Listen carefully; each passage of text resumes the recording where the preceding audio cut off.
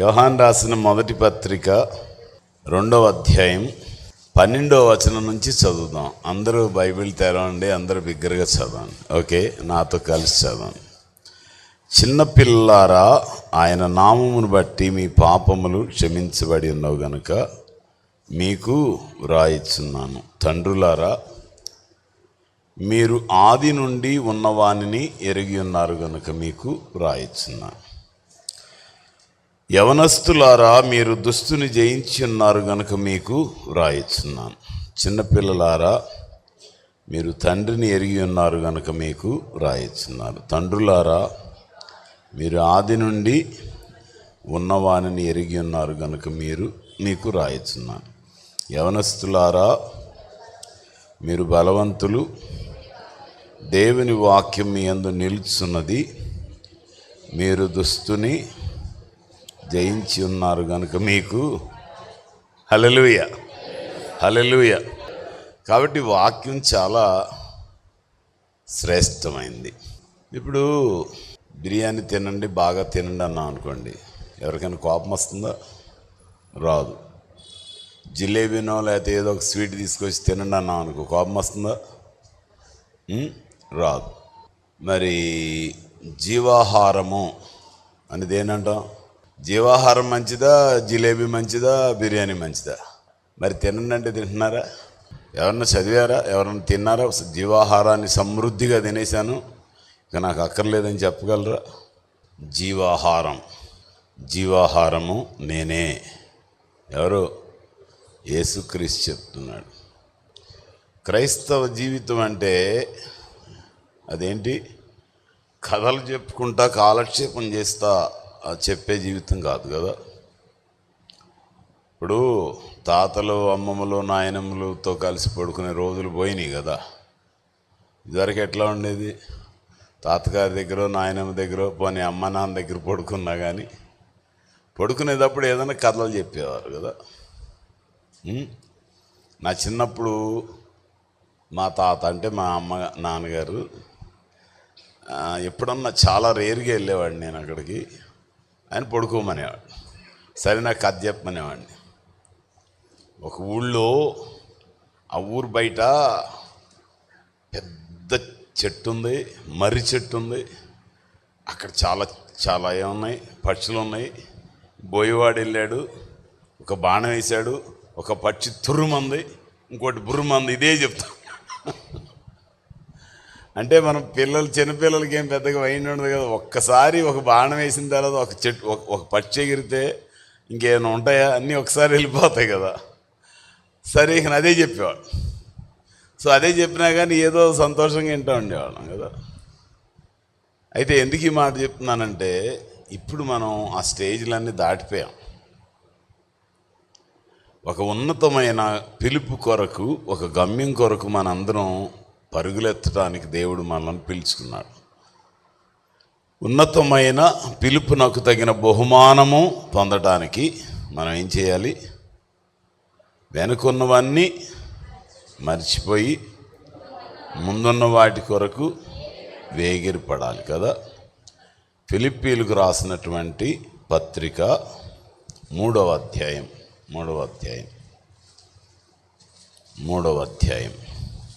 చాలా అద్భుతమైన మాటలు. చాలా తరచుగా ఈ మాటలు మనం గుర్తు చేసుకుంటాం కదా. 12వ వచనం, ఇదివరకే నేను గెలిచితినని అయినను, ఇదివరకే సంపూర్ణ సిద్ధి పొందితినని అయినను నేను అనుకొనట్లేదు. కానీ దేని నిమిత్తము క్రీస్తు యేసు చేత పట్టబెడుతునో దాన్ని పట్టుకొని వల్లని పరిగెత్తుచున్నాను. సహోదరులారా, నేను ఇదివరకే పట్టుకొని ఉన్నానని తలంచుకొను, అయితే ఒకటి చేయుచున్నాను, వెనుక ఉన్నవి మరచి ముందున్న వాటి కొరకై వేగిరపడుచు క్రీస్తు యేసునందు దేవుని ఉన్నతమైన పిలుపునకు కలుగు బహుమానమును పొందవలని గురి యొద్దకే పరిగెత్తుతున్నాను. క్రీస్తు యేసునందు దేవుని ఉన్నతమైన పిలుపునకు, ఆయన పిలుపులో కలిగే బహుమానం పొందటానికి ఏం చేయాలి? గురి యొద్దకు నేను పరిగెత్తున్నా, మీరు అని ఆయన అడుగుతున్నాడు. ఎవరు? పౌలు భక్తుడు అడుగుతున్నాడు. మహాభక్తుడు కదా ఆయన. గురి యొద్దకే నేను. ఎంతమంది చెప్తున్నారు నేను గురి యొద్దకే పరిగెత్తున్నాను? ఎంతమంది చెప్పగలుగుతారు ధైర్యంగా? నేను గురి యొద్దకే పరిగెత్తుతున్నాను. గురి, వాట్ ఈజ్ యువర్ డెస్టినేషన్? దేని కొరకు నీవు జీవించాలి? దేని కొరకు నీవు పరుగులెత్తాలి? దేని కొరకు నీవు ప్రయాసపడాలి? ఇది ఏమైనా ఆలోచన ఉందా? ఒకసారి ఆలోచన చేయండి. ఉందా ఎవరికైనా? చాలా పరుగులెత్తే ఒత్తిడిలో మనుషులు ఉన్నారు ఇప్పుడు. అందరూ పరుగులెత్తుతున్నారు. Nobody is free. ఎవరు ఖాళీగా లేరు కదా, పరుగులెత్తుతూ ఉంటారు. నేను ఒకసారి 2 సార్లు చెప్పాను. లియో టాల్స్టాయ్ అని ఆయన ఒక కథ రాశాడు చాలా రోజుల క్రితం. గుర్తుందా ఎవరికైనా?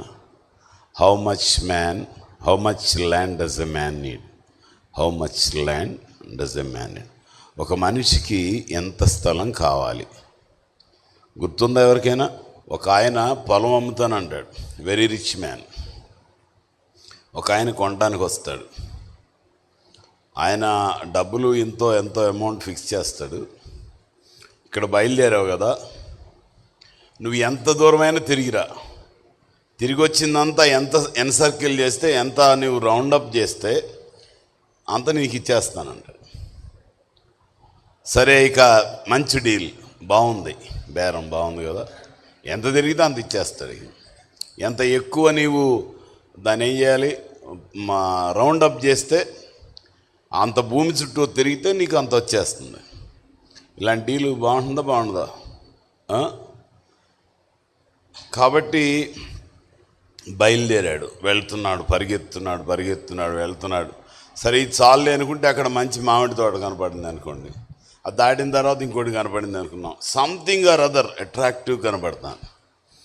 వెళ్ళి వెళ్తున్నాడు. ఫైనల్గా సూర్యుడు అస్తమిస్తున్నాడు.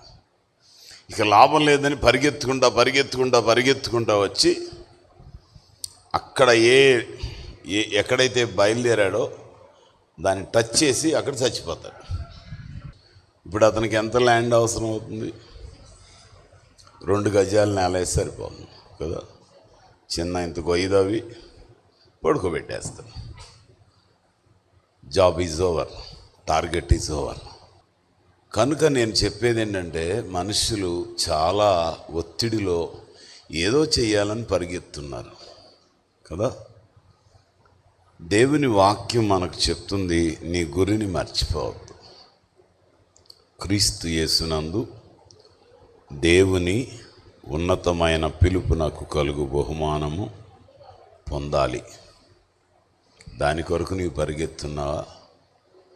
వేరే క్షయమైపోయిన వాటి కొరకు పరిగెత్తున్నావా? ఈ భక్తుడే చెప్తాడు, నేను నా పరుగు తుదముట్టించాను, నా విశ్వాసాన్ని కాపాడుకున్నాను. నాకేం రెడీగా ఉంది? తిమోతికి రాసినటువంటి 2వ పత్రికలోకి మనం వెళ్తే ఆయన ఎంత ఖచ్చితంగా చెప్తున్నాడు, ఎంత భారంతో చెప్తున్నాడు, ఎంత ఛాలెంజింగ్గా అంటే సవాలుతో ఈ మాటలు చెప్తున్నాడో మనం అర్థం చేసుకోవాలి. 2వ పత్రిక, తిమోతికి రాసిన 2వ పత్రిక 4వ అధ్యాయం 6వ వచనం నుండి 8వ వచనం వరకు చదువుకుందాం. అందరూ బైబిల్ తెరవండి, బిగ్గరగా చదవండి. ఇంగ్లీష్ బైబిల్ ఉంటే ఇంగ్లీష్లోనైనా చదవండి, పర్వాలేదు. నేనిప్పుడే పానార్పణముగా పోయబడుచున్నాను, నేను వెడలిపోవు కాలము సమీపమై ఉన్నది. మంచి పోరాటము పోరాడి తిని, నా పరుగు కడముట్టించి తిని, విశ్వాసము కాపాడుకుంటుని. ఇక మీదట నా కొరకు నీతి కిరీటము ఉంచబడింది. దినమందు నీతి గల న్యాయాధిపతి అయిన ప్రభు అది నాకు మాత్రమే కాకుండా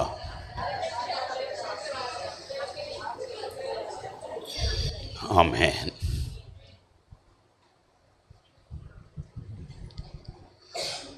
హల్లెలూయా. ఏముంది? నీతి కిరీటం, ద క్రౌన్ ఆఫ్ రైటియస్నెస్. నీతి అంటే తెలియని మనిషికి నీతిని నేర్పించి, నీతిని అనుసరింపజేసి, పాపపు బానిసత్వం నుంచి విడిపించి, వ్యాధుల నుంచి, కష్టాల నుంచి విడిపించి, ఆ దేవాది దేవుడు ప్రేమామయుడు ఏమిస్తున్నాడు? నీతి కిరీటం ఇస్తున్నాడు. That is grace. అది దేవుని యొక్క మహాకృప. అర్హత లేని వారికి అనుగ్రహించేటువంటి గొప్ప బహుమానం అది గ్రేస్, అది కృప. నాకు అందుకనే పూర్వము హానికరుడను, హింసకుడును నన్ను ప్రేమించాడు, ఆయనకు స్తోత్రము కలుగునుగాక అని చెప్తున్నాడు. మనం ఎన్ని రకాలైన తెలివితేటలున్నా, ఎంత టాలెంట్ ఉన్నట్టు కనబడినా, ఇది ఏది మన పరలోక రాజ్యానికి తీసుకువెళ్ళి. ఈ లోకంలో జీవించే కాలంలో క్షయమైపోయే వాటి మీద పెట్టే గురిలో కొంచెమైనా పరలోక రాజ్యం మీద పెడుతున్నారా? ఎప్పుడు నేను బిజీగా ఉన్నాను, నా పనులు మీకు తెలియదు అంటారు కదా. అందరికీ బిజీగా ఉన్నానని చెప్పే మాట చాలా సాధారణమైన విషయం కదా. చాలా ఈజీగా చెప్తారు ఐమ్ బిజీ కదా. ఇంతకుముందు ల్యాండ్ లైన్స్ ఉన్నప్పుడు ఫోన్ చేసి మాట్లాడేవాళ్ళం. ఇప్పుడు ఈ సెల్ ఫోన్లు వచ్చిన తర్వాత, ఇది okay, can I speak to you for 2 minutes? అప్పుడు ఫోన్ దగ్గర ఉన్నప్పుడే మాట్లాడాలి. ఫోన్ దగ్గర ఉంటే కొద్దిగా ఖాళీగా ఉన్నట్టే. టేబుల్ దగ్గర ఫోన్ ఉంటుంది, ఫోన్ దగ్గర మనిషి ఉంటాడు, కాబట్టి మాట్లాడడానికి అక్కడ కూర్చోవాలి. అంతేనా కాదా? ఇప్పుడైతేనేమో జనరల్గా ఎక్కడున్నా, డ్రైవింగ్ చేస్తున్నా, ఏదైనా పనిలో ఉన్నా, ఏదైనా మీటింగ్లో ఉన్నా, ఏదైనా కాన్ఫరెన్స్లో ఉన్నా, ఎక్కడున్నా కాబట్టి ఆర్ యూ ఓకే? డాక్టర్ ఉన్నా అనుకోండి, సర్జరీలో ఉన్నా అనుకోండి. So everybody feels that is busy. చిన్నపిల్లలు కూడా బిజీగానే ఉంటున్నారు కదా. ఒక పెద్ద ఆయన వచ్చాడు చాలా రోజుల క్రితం, మరి ఉన్నాడు చచ్చిపోయాడు తెలీదు. ఇదే దేవుని వాక్యాన్ని గురించి మాట్లాడుతా, ఇప్పుడు మనకు తెలుగులో ఒక సామెత ఉంది కదండి. ఆయన చెప్పిన మాటలు చెప్తున్నా, నా మాటలు కాదు. కుక్కకు పని ఉండదు, తీరుబాటు కూడా ఉండదు, ఊకే పరిగెత్తుతూ ఉంటుంది కదా. So dog is busy, you are also busy అన్నాడు కదా. అంటే నేను బిజీ అనలేదు అప్పుడు. ఆయనతో జనరల్గా ఆత్మ సంబంధమైన విషయాలు మాట్లాడుతున్నప్పుడు ఆయన అప్పటి నుంచి ఎప్పుడైనా బిజీ అనా అని పొరపాటున వచ్చినా కూడా కంట్రోల్ చేసుకున్నాను కదా. బిజీ ఎవరు? Dog is busy, all other animals are busy, even we are busy. అవి బిజీగా ఉంటే పర్లేదు, వాడికి ఏం పని పాటలేదు కాబట్టి బిజీగా తిరుగుతూ ఉంటాయి. మనకు ఒక గమ్యం ఉంది. We have a wonderful destination, ఉన్నతమైన పిలుపునకు కలిగిన బహుమానం. ఇప్పుడు రాజుగారు ఒక ఇన్విటేషన్ ఇచ్చారు, ఇంటి పక్కన ఒక ఇన్విటేషన్ ఇచ్చాడు. అదే టైంలో ఎక్కడికి వెళ్తారు చెప్పండి? ఇప్పుడు దేవుడు మనకు ఒక పిలుపు ఇచ్చాడు. ఆ పిలుపుని మనం మర్చిపోతుంటే మనం ఏమనుకోవాలి? రాజులకు రాజు కదా, రాజులకు రాజు, సర్వాధికారి అయిన దేవుడు, సృష్టికర్త అయిన దేవుడు నీకు ఒక పిలుపునిచ్చాడు. ఏంటి ఆ పిలుపు? పిలుపునకు కలిగిన ఉన్నతమైన బహుమానం. ఆ పిలుపులోనే బహుమానం అష్యూర్డ్. ఇప్పుడు పెళ్ళిళ్ళకి వాటికి వెళ్ళినప్పుడు రిటర్న్ గిఫ్ట్లు అనేవి చేస్తున్నారు కదా. అవి పనికి రావచ్చు, ఇష్టంగా ఉండొచ్చు, లేకపోవచ్చు. కానీ నీకు ఇవ్వబడిన పిలుపులో ఒక ప్రత్యేకత ఉంది. ఏంటంటే you are guaranteed to be awarded with a great gift. పిలుపు నాకు తగిన బహుమానం. ఈ బహుమానాన్ని ఎవరు గుర్తుపెట్టుకోరు కదా. మనకెప్పుడు ఏయోటి కనబడే కావాలి కదా. చిత్తు కాగితాలు, చెత్త చెదారు కదా, అక్కర్లేనివి, పాడైపోయి పెరిషబుల్స్ అంటాం కదా. పెరిషబుల్స్ అంటే క్షయమైపోయేవి. వంకాయలు, బీరకాయలు, చికెను, మటన్ అట్లా పెట్టించామంటే క్షయమైపోతుంది కదా. బాగా ఎంత మంచిగా మనం దాన్ని సిద్ధపరిచినా అది పాడైపోతుంది. ఒక రోజు పనికి వస్తుంది, ఒకవేళ వస్తే తర్వాత పాడైపోతుంది. కానీ దేవుని పిలుపు వలన కలిగే బహుమానం అది అక్షయమైనది. ఇట్ ఈజ్ ఇంపెరిషబుల్, శాశ్వతమైంది. It is permanent, eternal. ఆ బహుమానాన్ని గురించి మనం ఆలోచించకుండా ఏం చేస్తున్నాం? మనం అక్కర్లేని వాటి కొరకు చాలా ప్రయాసపడుతున్నాం. నేను చాలాసార్లు మరియా మార్తల గురించి గుర్తు చేసుకుంటూ ఉంటా. మార్తమ్మ గారు వచ్చి, నాయన మా చెల్లెలు చూడు కొంచెం కూడా పని చేయట్లేదు అంది. కొంచెం చెప్పొచ్చు కదా అంది. అంటే లేదు, మరియ ఉత్తమమైన దాన్ని ఎంచుకుంది అని చెప్పి. అట్లాంటి ఇప్పుడు పరిచయం చేసే వాళ్ళందరూ వృధా అని అనుకుంటున్నారా? కాదు, ఆ సందర్భం వేరు. అక్కడ ప్రభు వచ్చాడు. ఇంకా పెద్దగా అక్కడ ఎవరు ఉన్నట్టు కనబట్టలేదు. ఇది మనం ఒక టైం ప్రకారం ఈ పనులు చేస్తాం. యేసు ప్రభు అప్పుడు టైంలో లేడు. ఆయన చక్కగా ఆయా స్థలాల్లో సంచరిస్తా ఆయనకి ఇష్టమైనంతసేపు కూర్చునేవాడు, మాట్లాడేవాడు, వెళ్ళిపోతే వెళ్ళిపోయేవాడు, ఆయనకి ఇష్టమైతే ఉండేవాడు, వాళ్ళు పెడితే తినేవాడు, లేకపోతే వెళ్ళిపోయేవాడు. దేన్ని ఆయన పట్టించుకునేవాడు కాదు. ఇప్పుడు మనం ఒక ఆరాధనా క్రమంలో ఉన్నాం కాబట్టి ఏ సమయాల్లో ఏది చేయాలో అది చేయాలి. యేసు ప్రభు దగ్గరికి ఒక స్త్రీ వచ్చింది కదా. ఎప్పుడు వచ్చింది? భోజనం చేసేటప్పుడు వచ్చింది కదా. A sinful woman came and fell at the feet of the Lord Jesus Christ. ఒక పాపాత్మురాలైన స్త్రీ వచ్చింది కదా. ఈ ఇన్సిడెంట్ మీకు గుర్తుందా? లూకాసు వార్తలో ఉంది. ఒకసారి తెరవండి అందరూ. 7వ అధ్యాయం చెప్పాను కదా, లూకాసు వార్త 7వ అధ్యాయం. అక్కడ ఒక ఆయన భోజనానికి పిలిచాడు. ఆయన పరిసయుడు. ఆయన పేరు సైమన్ ద పార్సీ. ఆ వచనాలన్నింటిలో మీరు చూస్తే 2-3 చోట్ల ఆ పేరు కనపడుతుంది. 36వ వచనం నుండి చివరి వరకు కదా, అంటే 50వ వచనం వరకు ఈ ఇన్సిడెంట్ రాయబడింది కదా. ఆయన భోజనానికి పిలిచాడు కానీ ఆయన పెద్దవాడు, యేసు ప్రభు కుర్రాడు కదా.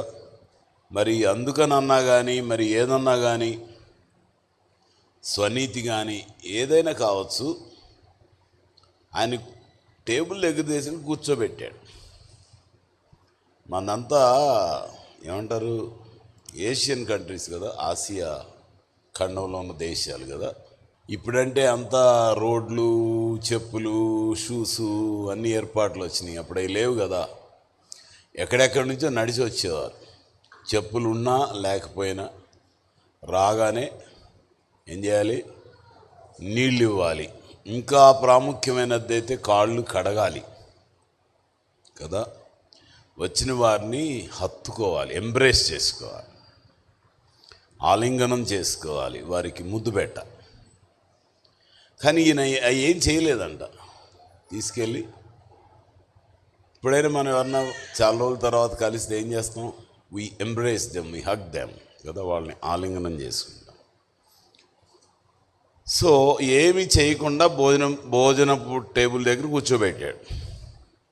ఆ స్త్రీ ఎక్కడి నుంచి ఎలా వచ్చిందో ఎవరిని లెక్క చేయకుండా వచ్చేసేసి ఆయన పాదాల మీద పడి ఏడుస్తూ ఉంది కదా.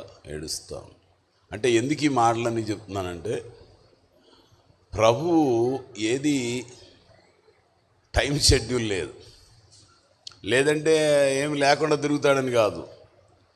He has his own plan in his mind and he use to go according to that.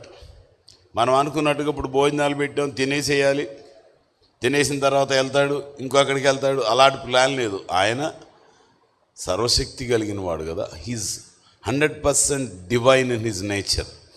ఆయన వ్యక్తిత్వంలో 100%, 100% దైవత్వం ఉంది. సో ఆయన ఒక అద్భుతమైనటువంటి క్రమంలో వెళ్తూ ఉండేవాడు.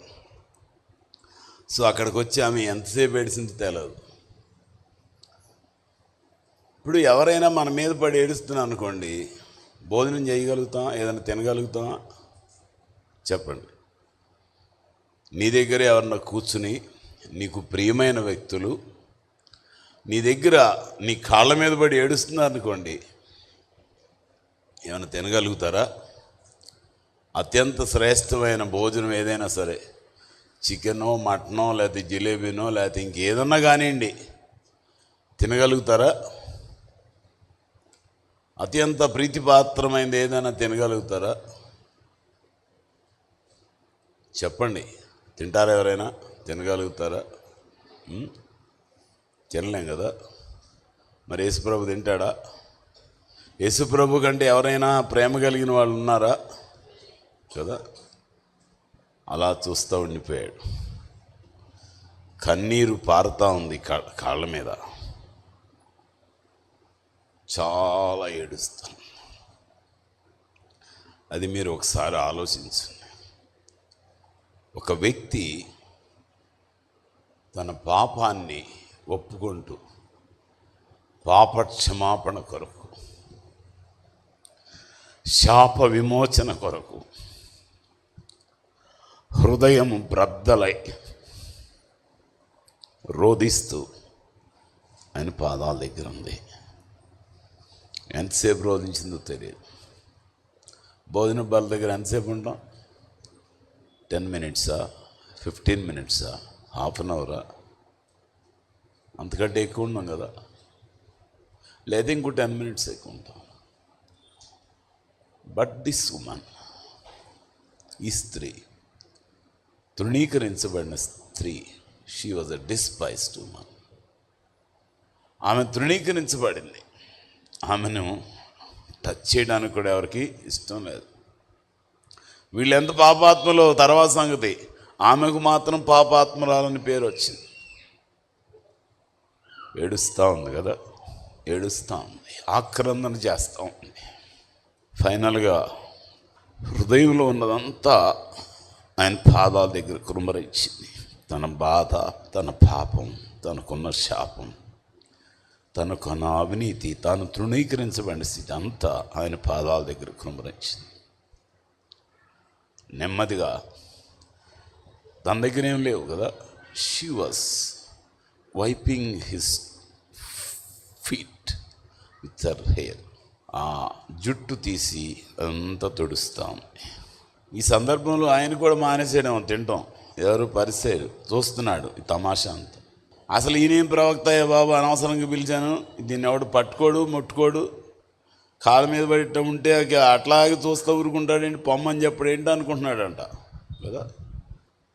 అనుకుంటున్నాడు. అనుకున్న తర్వాత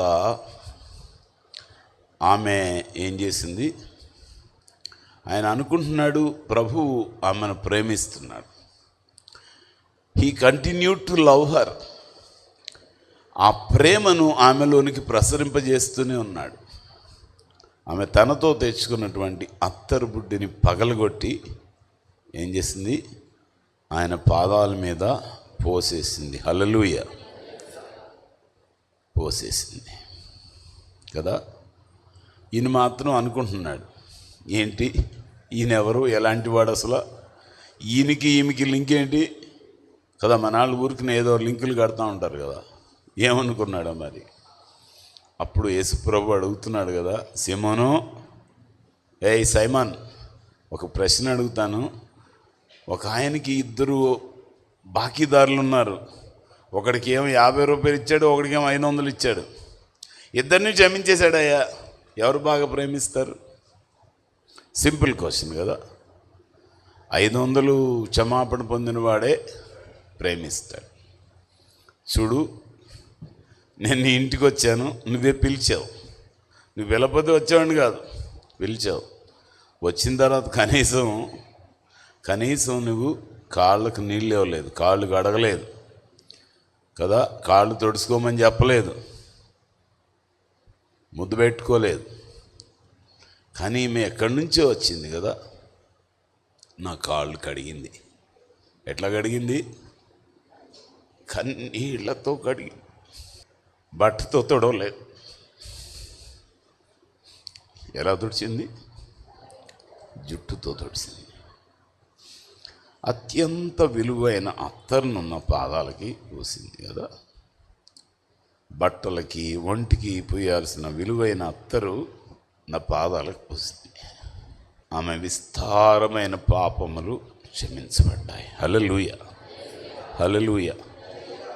ఆయన ఎక్కడ అవసరం ఉంటే అక్కడ ఆగిపోతాడు అంతే. నీవు నీ ముందున్నటువంటి అత్యంత శ్రేష్టమైన పిలుపుకు కలిగే బహుమానం కొరకు నీవు పరిగెత్తున్నప్పుడు ఒకవేళ నీవు పడిపోయినా, ముందుకు పడ్డా, శ్రమలు కలిగిన, దెబ్బలు తగిలిన, నీ ప్రయాణానికి అంతరాయం కలిగిన ఆయన నీ దగ్గర ఆగిపోతాడు, నిన్ను లేవనెత్తుతాడు. ఆయన మంచి పరిసయ్యుడు. హల్లెలూయా.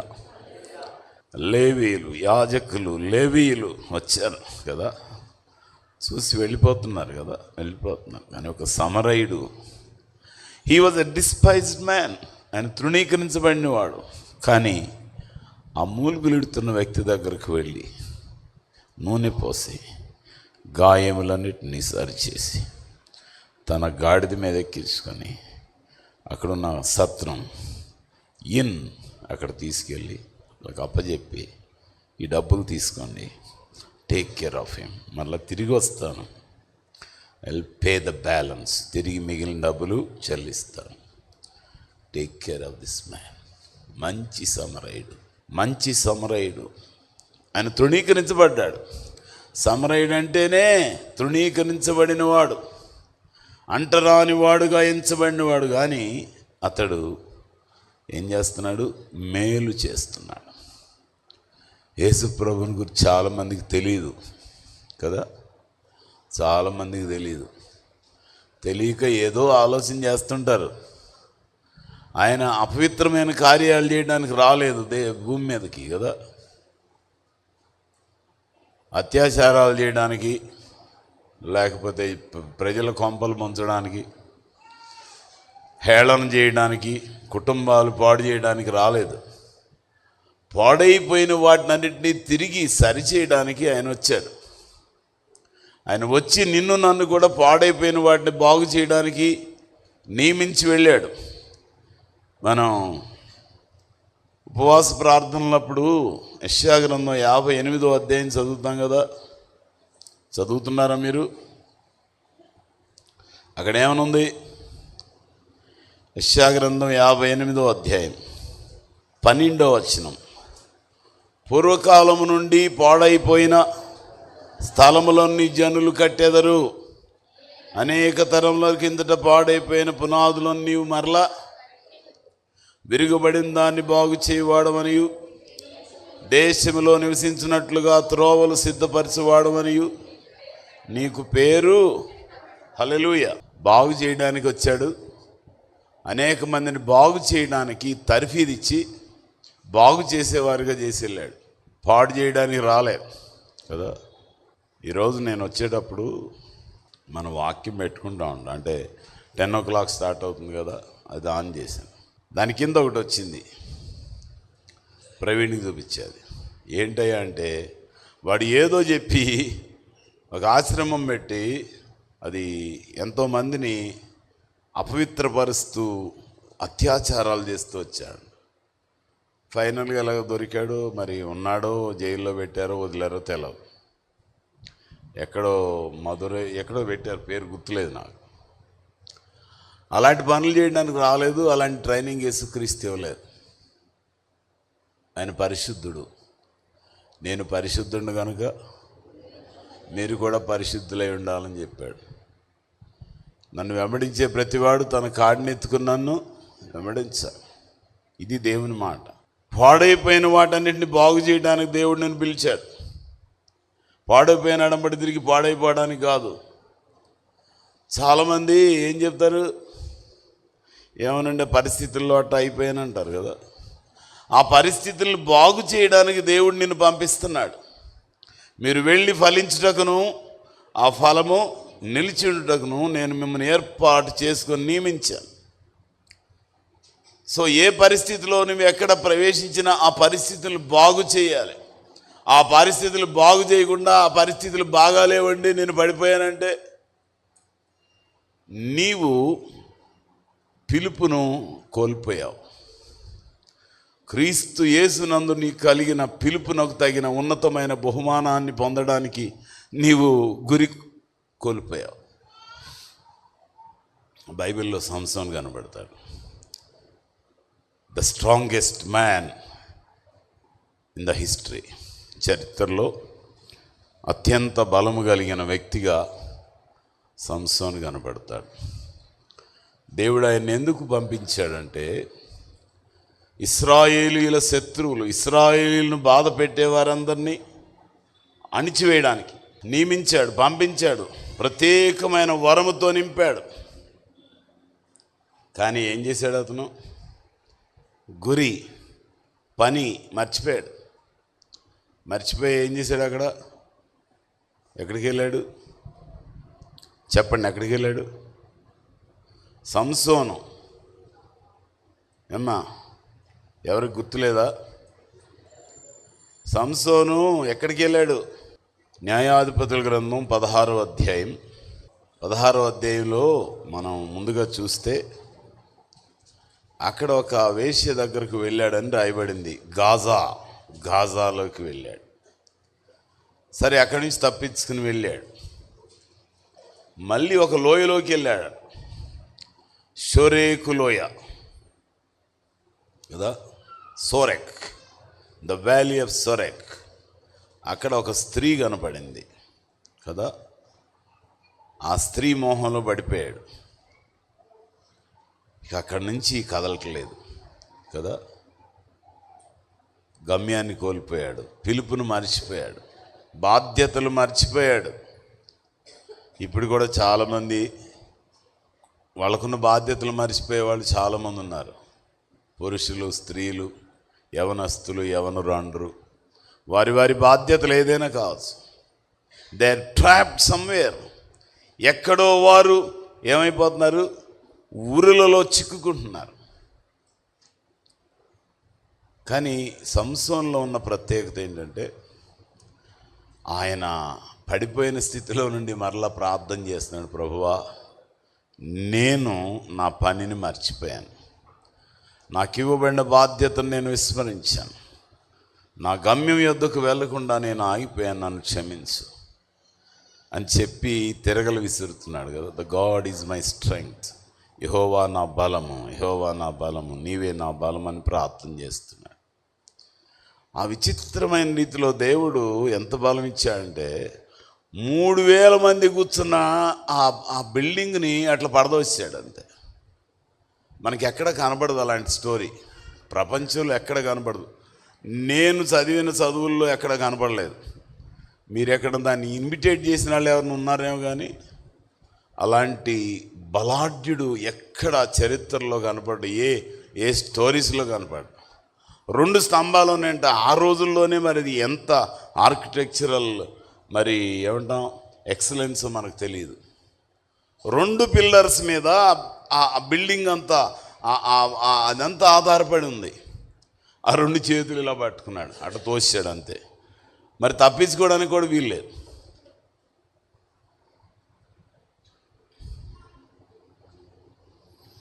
అయితే ఎందుకు ఈ మాట చెప్తున్నానంటే, నీవు పడిపోకముందే దేవునితో సమాధానపడు. ఒకవేళ పడిపోయి ఉంటే ఇప్పుడైనా దేవుని సన్నిధిలో ఒప్పుకో, దేవునితో సమాధానపడు. దేవుడిని తిరిగి బలపరుస్తాడు, గురి యొద్దకు నిన్ను తీసుకుని వెళ్తాడు, గమ్యము యొద్దకు నిన్ను చేరుస్తాడు. నిన్ను పిలిచిన వాడు విడిచిపెట్టేవాడు కాదు. నిన్ను పిలిచిన వాడు మరి ప్రేమ లేనివాడు కాదు, బలహీనుడు కాదు. సో భక్తుడు పరుగులెత్తాడు కదా. ఎవరు? పౌలు కదా. కొంతమంది అప్పుడప్పుడు సౌలును మార్చావు నాయన, పౌలుగా మార్చావు ప్రభువా, ఇట్లాగే ఈయన కూడా మార్చు నాయన, ఆవిడని కూడా మార్చు నాయన అంటారు. సౌలు అంటే హెబ్రీ భాషలో ఉన్న పేరు. అందరికీ అందుబాటులో ఉండేటువంటి పేరులో ఉండాలి. ఆ రోజుల్లో ఉన్నటువంటి రోమా ప్రభుత్వం గ్రీకు భాష వీటిల్లో ఉండి అందరికీ అర్థమయ్యేటట్టుగా ఉండాలని పౌలు అని పేరు పెట్టుకున్నాడు. సౌలు అంటే గొప్పవాడు, రాజు కదా, ఇశ్రాయేలీలో మొదటి రాజు. పౌలు అంటే చిన్నవాడు, స్మాల్ వన్. తగ్గించుకోవడానికి సూచనగా పెట్టుకున్నాడేమో తెలియదు మొత్తం మీద. కాబట్టి తాగుబోతులు, తిరుగుబోతులు, జోదగాండ్లు, వ్యభిచారులు ఇలాంటి వాళ్ళందరి గురించి ప్రార్థన చేసేటప్పుడు కొంతమంది చెప్తా ఉంటాను నేను, మళ్ళీ అలాగే చేస్తారు కొంతమంది. ఏమని? సౌలు పౌలుగా మార్చేసావు ప్రభువా, వీళ్ళు కూడా అలా చేయొద్దు. ఎప్పుడు పాపము నుంచి విడిపించు, శాపం నుంచి విడిపించమని ప్రార్థన చేయండి. సౌలు అతడు చాలా మంచివాడు, చాలా గొప్పవాడు, మహావిద్యావంతుడు, ఏ నేరము చేయనివాడు. ఆయన చేసిన పాపం ఏంటంటే ఆయనకి ధర్మశాస్త్రంలో ఉన్న యేసుక్రీస్తు అర్థం కాలేదు. ధర్మశాస్త్రము, మోషే ప్రవచనాలు, కీర్తనలో ఉన్న ప్రవచనాలు, ఇదిగో ఈయన క్రీస్తు అని అర్థం చేసుకోలేకపోయాడు.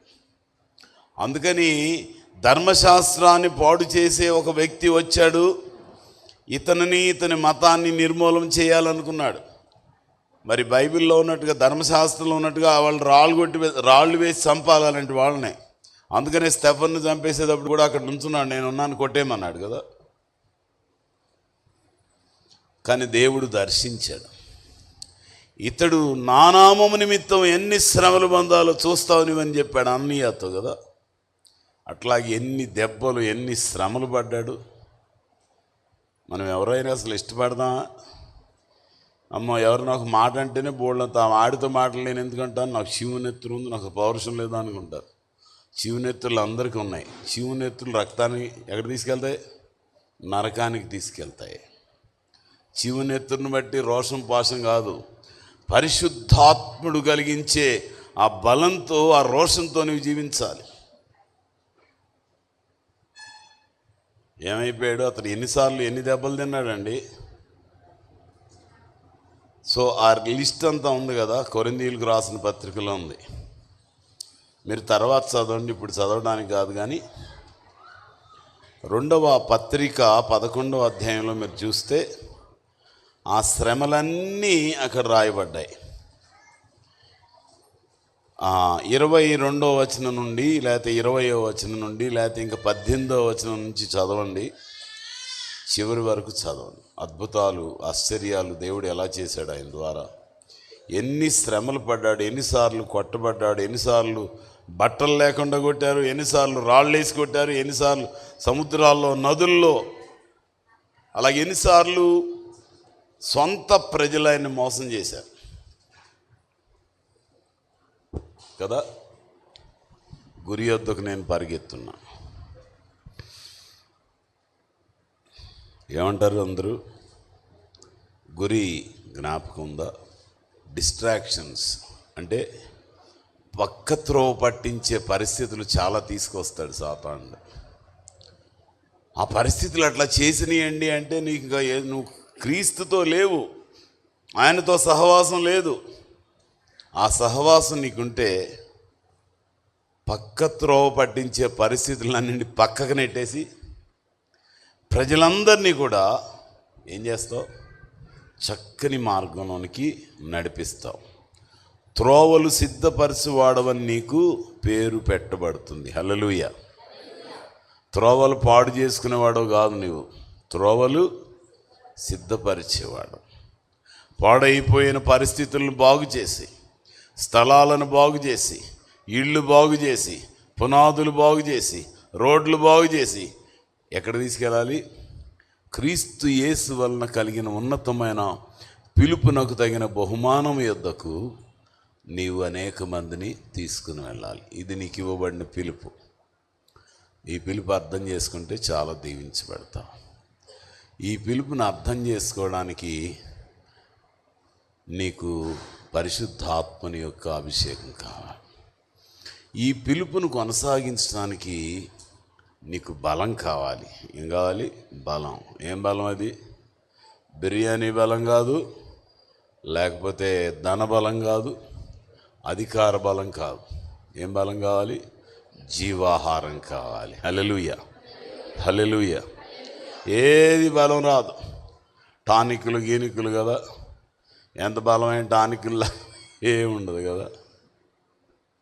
ఇప్పుడు నేను విన్నా, అది ఎంతవరకు కరెక్టో చెప్పారు వాళ్ళు, చెప్పినప్పుడు విన్నా. అక్కడ విజయవాడ దగ్గరలో స్టువర్ట్పురం అనే ఒక ఊరు ఉంది. అక్కడ కొంతమంది అసలు ఆ ఊర్లో వాళ్ళందరూ దొంగలే. మా క్లాస్మేట్ కూడా ఉండేవాడు. వాడు కొద్దిగా మారు మనసు పొందిన కుటుంబం ఏంటో గుర్తులేదు నాకు. వాడు చెప్పాడు, గాడిద రక్తం తాగిచ్చి ఒక 2-3 గంటలు పరిగెత్తిచ్చేవారని. గాడిద రక్తం తాగి గాడిద మాంసం తినాలి, ఇంకా ఒంటి మాంసం తినాలి అంటే అన్నీ తిని మంచి బలంగా ఉండి కొట్టినా దెబ్బలు అంత తొందరగా నొప్పి తేలదన్నమాట కదా. అలాంటి వాళ్ళందరినీ దైవ సేవకులు దేవుని యొద్దకు తీసుకుని వచ్చారు. హల్లెలూయా. సో అక్కడికి వెళ్ళిపోయి అక్కడ పాడైపోవడం కాదు. సో మనందరం గుర్తుపెట్టుకోవాలి, పాడైపోయిన చాలా తరాలుగా ప్రభుత్వం చాలా ప్రయత్నాలు చేసింది కానీ ఫెయిల్ అయిపోయింది. స్టూవర్ట్ అనే ఆ భక్తుడు వెళ్ళి అక్కడ సువార్త ప్రకటించి శ్రమలను భరించి ఆ దొంగలు, ద్రోహులు, నరహంతకులు అందరినీ కూడా మార్చారు. ఇప్పుడు ఆ పెద్ద పేరు వినపట్టలేదు కదా. మనందరం జ్ఞాపకం చేసుకోవాలి, పిలుపులోనికి అనేక మందిని తీసుకురావాలి, గమ్యం యొద్దకు నడిపించాలి. అది మర్చిపోతే ఇంకా మనం క్రైస్తవులు అని ఎట్లా అనుకుంటాం. నిర్గమకాండం 19వ అధ్యాయంలో ప్రభు మాట్లాడుతూ ఏం చెప్తున్నాడంటే, సర్వభూమియు నాదే కదా, మీరు నా మాటలు విని నేను చెప్పినట్టు చేస్తే మీరు నాకు రాజులను యాజకులుగా ఉంటారు, యాజకులైన రాజసమూహంగా ఉంటారని చెప్పాడు. ఎప్పుడు అక్కడే చెప్పాడు, నిర్గమకాండంలో చెప్పాడు. వాళ్ళ మాట వినలేదు. మమ్మల్ని తీసుకొచ్చినాడు మోషే అనేవాడు ఏమైపోయాడు అంటే మాకు దూడం చేయమన్నారు. వాళ్ళ పతనం ప్రారంభమైంది. సరే మళ్ళీ కిందకు వచ్చాడు. మళ్ళీ వెళ్ళి మరలా 2 రాతి పలకల మీద 10 ఆజ్ఞలు తీసుకొచ్చారు. మాటి మాటికి వారు దేవుడిని శోధిస్తూ వచ్చారని 78వ కీర్తనలో మనం చూస్తాం కదా, చూస్తూ వచ్చారు. ఇప్పుడు మనం ఆ పొజిషన్లోకి మనం వచ్చాం. ఎప్పుడు రోజు లేవగానే నేనైతే చదువుకుంటాను, మీరు చదువుతున్నారు కొంతమంది చదువుతున్నారు. అయితే మీరు చీకటిలో నుండి తన వెలుగులోనికి మిమ్మల్ని పిలిచిన వాని గుణాతిశయములను ప్రచురం చేయ నిమిత్తము ఏర్పరచబడిన వంశము, దేవుని సొత్తైన ఆ పిలుపు మీకు అర్థమైందా? ఏర్పాటు మీకు అర్థమైందా? రాజులైన యాజక సమూహం. ఏదో కాసేపు కూర్చుని కాలక్షేపం చేయడానికి ప్రార్థన కాదు. ఆ మంట నీ హృదయంలో కావాలి, ఆ రోషం నీ హృదయంలో కావాలి. అయ్యో, ప్రభు చెప్తాడు, అగ్నిలో నుండి లాగినట్టుగా కొంతమందిని లాగమంటాడు యూదా పత్రికలో. అగ్నిలో నుండి లాగినట్టుగా.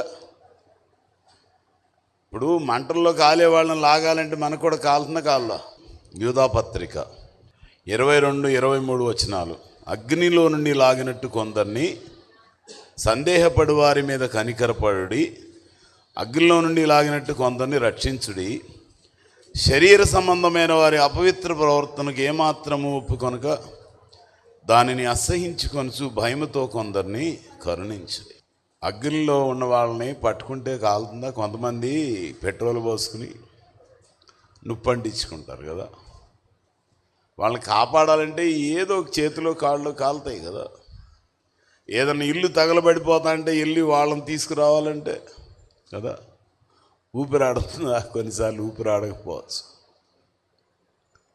మన యేసునగర్ చర్చి ముందు ఇంట్లో ఒకసారి ఫైర్ యాక్సిడెంట్ అయింది, ఎదురుగుండా ఇంట్లో. ఏం చేయాలో తెలవట్లా. గబగబా పైకి వెళ్ళి ఆ కుర్రాడు ఒకడే ఉన్నాడు, వాడిని తీసుకొచ్చాడు కిందకి. ఇనికి కళ్ళు కనపట్ల, వీళ్ళు వచ్చేటప్పటికి ఆ బాబుకి కళ్ళు కనపట్ల కదా. చాలా ప్రమాదకరమైన పరిస్థితుల్లోంచి బయటకు వచ్చారు. అగ్నిలో నుండి లాగాలి. అప్పుడు అది ఇంకా సంపూర్ణంగా, తర్వాత బాగా కాలిపోయింది, ఇంకా లోపల ఫర్నిచర్ అంతా కాలిపోయింది. సో నీ పిలుపేంటి జ్ఞాపకం చేసుకోండి. దేవుడు ప్రేమామయుడు, నిన్ను ప్రేమిస్తున్నాడు. He loves you, he cares for you. నీ పట్ల ఎంతో మంచి ప్రణాళిక కలిగి ఉన్నాడు కదా. ఇర్మియా గ్రంథం 29వ అధ్యాయం 11వ వచనం. మీరందరూ ఈ వచనాన్ని గుర్తుపెట్టుకోవాలి. ఇర్మియా గ్రంథం 29వ అధ్యాయం 11వ వచనం. నేను మిమ్మల్ని గూర్చి ఉద్దేశించిన సంగతులు నేను ఎరుగుదును, రాబో కాలమందు మీకు నిరీక్షణ కలుగునట్లుగా అవి సమాధానకరమైన ఉద్దేశములే కానీ హానికరమైనవి కావు. ఇదో మీరు నాకు మొరపెట్టుదురేని, మీరు నాకు ప్రార్థన చేయవచ్చునని నేను మీ మనవి ఆలకింతును. మీరు నన్ను వెతికిన ఎడల, పూర్ణ మనసుతో నన్ను గురించి విచారణ చేసిన ఎడల మీరు నన్ను కనుగొందురు, నన్ను నేను మీకు కనపరుచుకుని. ఇదే యెహోవా వాక్కు. ప్రార్థన చేసుకున్నా, ప్రార్థన చేసుకున్నా. అందరూ మోకరించాలి. మా బ్రతుకుల్లో ఇంత గొప్ప పిలుపు, ఇంత శ్రేష్టమైన పిలుపు మేము పెడచెవిని పెడుతున్నాము. క్రీస్తు యేసునందు దేవుని ఉన్నతమైన పిలుపున కలుగు బహుమానమును పొందవాలని, గురి యొద్దకు పరిగెత్తడానికి స్థిర మనసు మాకు దయచేయండి. ఫూలిష్నెస్, అవివేకం నుంచి విడిపించండి, అజ్ఞానం నుంచి విడిపించండి, సోమరితనం నుంచి విడిపించండి, నిర్లక్ష్యం నుంచి విడిపించండి, అసూయ ద్వేషాల నుంచి విడిపించండి, డిజొబీడియన్స్ నుంచి, అవిధేయత నుంచి, లోబడనలోని స్థితి నుంచి మమ్మల్ని విడిపించండి, స్వనీతి నుంచి విడిపించండి. గొప్ప కార్యాలు జరిగించండి.